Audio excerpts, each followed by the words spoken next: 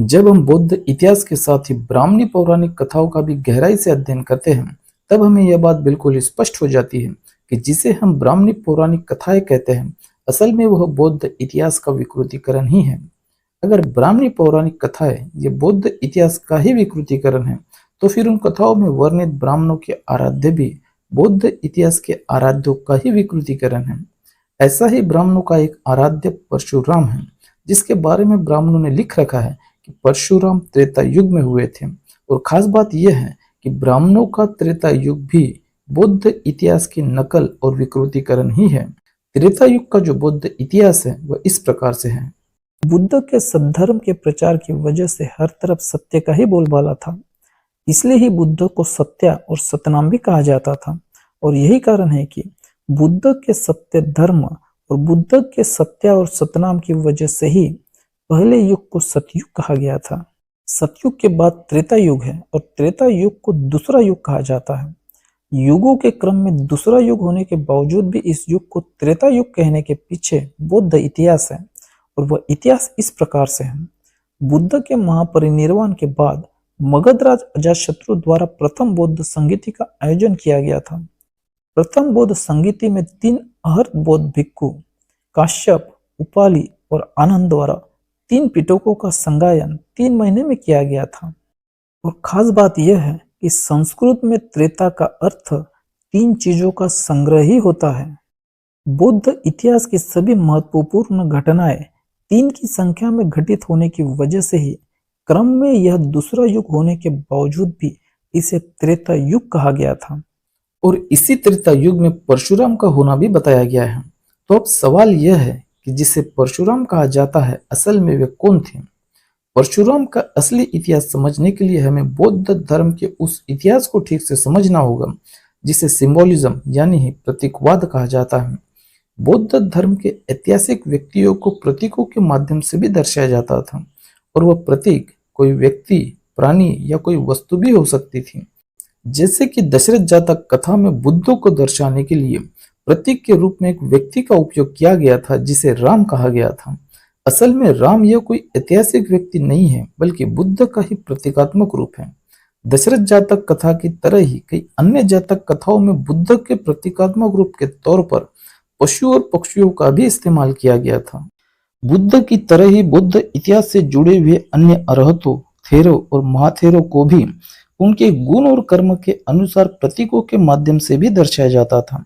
ऐसे ही एक अरहत उपाली थे जिन्हें विनयधर भी कहा जाता था, क्योंकि बुद्ध के बाद उपाली ही थे जो विनयों में पारंगत थे। और यही कारण था कि पहली बौद्ध संगीति में विनयों का संगयन उपाली ने ही किया था। और खास बात यह है कि बौद्ध सम्मान बनने से पहले उपाली शाक्यों के नाई थे। और प्राचीन समय में बाल दाढ़ी काटने के लिए नाइयों द्वारा फरसे का भी इस्तेमाल किया जाता था। विनयों के मामले में उपाली बुद्ध के सादृश्य थे और बुद्ध के प्रतीक राम थे। इसलिए ही उपाली को उनके गुण और कर्म के अनुसार प्रतीकात्मक रूप से दर्शाने के लिए राम और फरसे का संयुक्त इस्तेमाल करके एक नया नाम दिया गया था, फरसाराम, जो कि कालांतर में परसाराम और फिर परशुराम हुआ था। यही कारण है कि ऐतिहासिक तौर पर उपाली त्रेता युग में थे और ब्राह्मणी पौराणिक कथाओं के अनुसार परशुराम भी त्रेता युग में ही थे। परशुराम तो उपाली को ही कहा गया था, मगर जब परशुराम की कथा लिखी गई थी तब उस कथा में अंगुलीमाल के इतिहास को भी विकृत करके लिखा गया था। अंगुलीमाल से परशुराम की कथा लिखते समय ब्राह्मणों द्वारा उसमें ऐसी 2 कहानियां जोड़ी गई थी जिसके कारण परशुराम को लेकर हमेशा ही विवाद बना रहता है। पहली कहानी यह है कि परशुराम ने 21 बार क्षत्रियों का संहार किया था, तो दूसरी कहानी में परशुराम अपनी मां की ही हत्या कर डालता है। जैसे कि पहले भी बताया गया है कि ब्राह्मणी पौराणिक कथाएं यह बौद्ध इतिहास की नकल और विकृतीकरण ही है, वैसे ही परशुराम के साथ जोड़ी गई ये 2 मुख्य कहानियां भी बौद्ध इतिहास की नकल और विकृतीकरण ही है, जो कि इस प्रकार से है। अंगुलीमाल को उसके गुरु द्वारा दिए गए दंड के अनुसार 1000 हत्याएं करनी थी, जिसके लिए अंगुलीमाल जंगल जाता है और आते जाते 1000 राहगीरों की हत्याएं करके गुरु के पास वापस लौटता है। मगर गुरु उसे प्रमाण मांगता है जो अंगुलीमाल के पास नहीं होता। इसलिए ही वह दोबारा जंगल में जाता है और फिर हत्याएं करने लगता है। इस बार अंगुलीमाल प्रमाण के लिए हर हत्या के बाद एक उंगली काट लेता है और उसकी माला बनाकर अपने गले में पहनने लगता है, जिसके कारण उसका नाम अंगुलीमाल पड़ जाता है। अंगुलीमाल के डर से राहगीरों ने अपनी राहें बदल ली थी, इसलिए अंगुलीमाल गांवों, नगरों और शहरों में जाकर हत्याएं करने लगा था। यह बात जब बौद्ध क्षत्रिय राजा कौसलराज पसेनिधि तक पहुंचती है, तब वे अंगुलीमाल को पकड़ने के लिए सेनाएं भेजते हैं, फिर हाथी सेनाएं भी भेजते हैं, मगर कई बार की कोशिश के बावजूद भी अंगुलीमाल को पकड़ ही नहीं पाते। हर बार कौशलराज की सेनाएं परास्त होकर ही लौटती हैं। इसी बौद्ध इतिहास को आधार बनाकर ब्राह्मणों ने परशुराम की वह कथा लिख डाली थी, जिसके अनुसार परशुराम ने 21 बार क्षत्रियों का संहार किया था, यानी ही क्षत्रियों को परास्त किया था।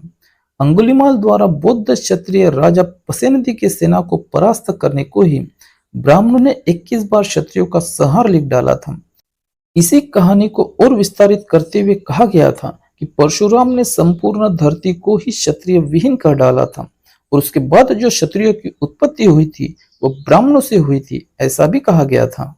ये सभी बातें ब्राह्मणों ने अपनी विकृत मानसिकता और क्षत्रियों के प्रति घृणा की वजह से ही लिखी थी, ताकि क्षत्रियों को नीचा दिखाकर उन्हें अपमानित किया जा सके, क्योंकि क्षत्रिय प्राचीन काल से ही बौद्ध थे, यानी ही बौद्ध क्षत्रियों को अपमानित करना ही इस कहानी को ब्राह्मणों द्वारा लिखने के पीछे का मुख्य उद्देश्य था। और अब दूसरी मुख्य कहानी, जिसके अनुसार परशुराम अपनी ही मां की हत्या कर डालता है, उसका इतिहास इस प्रकार से है। अंगुलीमाल ने 999 लोगों की हत्या करके उनकी उंगलियों की माला अपने गले में डाल रखी थी। अब बस एक उंगली की ही कमी थी, इसलिए ही अंगुलीमाल बड़ा व्यथित था, क्योंकि वह जल्द से जल्द एक और हत्या करके अपने गुरु के सम्मुख उपस्थित होना चाहता था। मगर राजा पसेनिधि की सेना की वजह से अंगुलीमाल कई दिनों की दौड़-धूप के बावजूद भी अंतिम एक व्यक्ति की हत्या नहीं कर पा रहा था।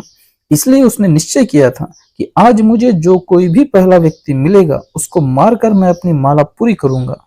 इधर अंगुलीमाल के बारे में सुनकर उसकी मां बहुत दुखी थी और वह जंगल की ओर चल पड़ी थी अपने पुत्र को समझाने के लिए। तो उधर बुद्ध के कानों तक भी अंगुलीमाल की बात पहुंच चुकी थी, तो बुद्ध भी निकल पड़े थे जंगल की ओर अंगुलीमाल की खोज में। एक ओर से अंगुलीमाल की मां जंगल में चली आ रही थी, तो दूसरी ओर से बुद्ध। निश्चय के अनुसार अंगुलीमाल अपने ही मां की हत्या करने के लिए तैयार था, मगर बुद्ध की वजह से वह अनर्थ टल गया था।